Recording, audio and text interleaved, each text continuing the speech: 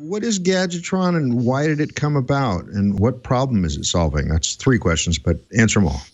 Yeah, maybe I'll start from the last question. So what kind of problem is it that we're working on here? And I think in that context, It's just important to talk a little bit about what is image reconstruction. As I've heard you over the last few weeks plug this particular show on your other shows and sort of your evolution of going through figuring out what image reconstruction is. And it's a lot of people think it's about taking an image that's somehow broken and restore it in some way. And while there is some truth to that, that's actually not necessarily the whole story of what we're talking about here. We're talking about when you get an MRI scan, for instance, or a CT scan, a CAT scan, as you mentioned, those instruments are not cameras. They produce raw data that are various other views of the patient that's inside the scanner. And for that to be turned into an image, it needs to go through a bunch of image processing, signal processing, and it's a fairly complicated process. And that's the type of software we're talking about. And most of the software that does that kind of stuff is proprietary. It is made by the vendors that make the instruments. So your Siemens, Philips, GE, the other big medical device manufacturers, they write this software that turns the raw data into images. But clearly how that software is written has a huge impact on what the images looks like. And also, as scientists, our ability to do research into this type of software relies on us having access to this software.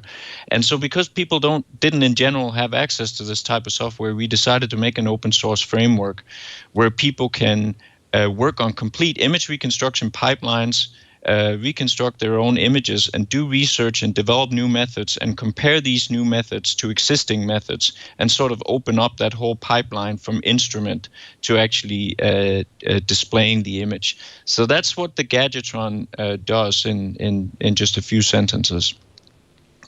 And so let me understand that then. So what had happened prior to Gadgetron and maybe some other related projects is you basically took your vendor's software for a particular machine and you used it, but the smarts for it were all at the vendor, and also you couldn't maybe link it up with other database servers or something. It was all locked into a proprietary solution.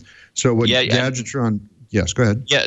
Well, not only that, as you were saying, you couldn't even take the vendor's reconstruction software and say, go get some data from another scanner and then put it through this reconstruction and see what happens, because even the data formats and the interfaces were completely proprietary and required special research agreements and non-disclosure agreements and so on to work with these systems. So what we did was, there's actually 2 parts to this. There's the Gadgetron itself, which is a high-performance image reconstruction pipeline that produces the images. But what we've also done is defined a standard, for instance, for how we describe a raw data set that comes out of an MRI system. And then we have made converters that take the raw data from major commercial vendors, Siemens, GE, Philips, and so on, and converts that raw data into what's now an open described format that people can look at this data and then feed it into things like the Gadgetron, or they could reconstruct it in Python or MATLAB or Julia or whatever is their scripting signal processing engine of choice. So how did this project come about? I presume you started it, and what was your motivation at that point? Well, this actually started when I lay it out like this. Now we sound very ambitious about the openness, but I have to be honest and say that's actually not how it started out. How it started out was that me and a colleague from the University of Aarhus, also where David is speaking to you from, we had been for a while working on using graphics processors, GPUs, to do image reconstruction. And the motivation for doing this was we wanted to produce the images very quickly. So we implemented a bunch of different algorithms for reconstructing images, but using GPUs. And people got interested in this and wanted the code. And then at some point we said we were sort of happy to share the code, but we were a little bit embarrassed about the mess that it was. And, we sort of had it lying around in all different sorts of bits. And then we decided, well, we're going to clean it up a little bit, make some toolboxes out of it that people could use.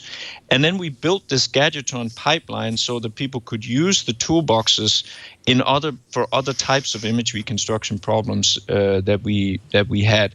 And so that was the form that we ended up releasing it. It was actually for us to have a vehicle for giving away our code in a structured way that was not too messy and that we weren't too embarrassed about. And once we did that, we realized this actually has some real potential for being something that people can use as a reference framework for image reconstruction in general, and to have reference implementations of existing algorithms that can be used for educational purposes or to base new development on.